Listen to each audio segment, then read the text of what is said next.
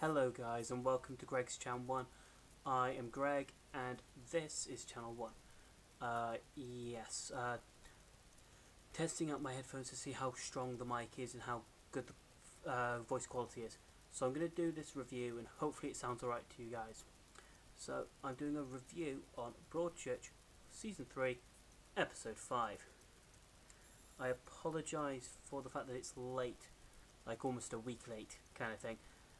Had a lot of technological issues, technical difficulties if you will, that kind of just ruined everything, and I apologise for that. Technology just doesn't like me at the moment, and I'm ever so sorry. But let's get into the review. Let's try and get some stuff sorted and get as much up as possible. Okay, so we open up where we are introduced to Laura again, who was a rape victim 2 years previous to Trish's rape. So that was interesting. She brings up the smell of spirits. Who do we know that likes drinking spirits? Ian. She says that she could smell spirits from the attacker. I think she actually said cheap spirits, which could mean a younger candidate, maybe. But we'll get into who it is and who it isn't in my follow-up video, which will be me breaking down our main suspects and saying who I think it is, who I think is most likely. Okay, so let's continue. They've made Laura very, very sympathetic in the respect of they had the fact that she was really, really hurt and felt bad about the fact that Trish had been raped because she hadn't come forward. But she also addresses the stigma that can be labelled with rape cases, especially if they are young, attractive women who get absolutely plastered and get raped, which is that they brought it on themselves because of the fact that they got drunk and they looked pretty. And you kind of go, touchy ground, but they addressed it very, very well. And Miller and Hardy, being the awesome team that they are, they sorted it out and kind of made her feel a bit at home. They got a little bit of a backstory about it, which just adds to the intrigue and the mystery. We get a little bit of a backstory about Aaron, the previously convicted rapist character, who I think is being given a real. He's being acted very, very well by the actor whose name escapes me. Anyway, moving on, we get a conversation between Trish and Jim about telling Kath about the fact that they had sex the morning of her party. Jim pretty much kind of goes, don't do that. Telling Kath is going to be like opening Pandora's freaking box, you stupid woman. Don't do it. Trish decides she's going to do it anyway and tells Kath, which causes a nice mini blowout, and it makes you just go, ooh, ooh, ouch. Which was her line of her line was, of all the women at the party, who would want to rape you? Which you could see hit a blow with Trish, and yeah, that's kind of their friendship done. One and done, thank you very much, no more friendship for those two. You then got Aaron's scene in the police station, where he handles the interview very, very well.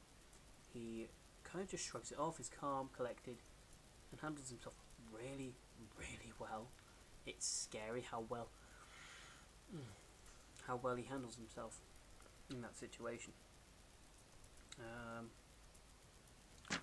Kath makes a threat to Jim, saying, "I can burn your life down at any time I choose," which makes you think, what does she have on Jim? What has Jim done that he really doesn't want people to find out about?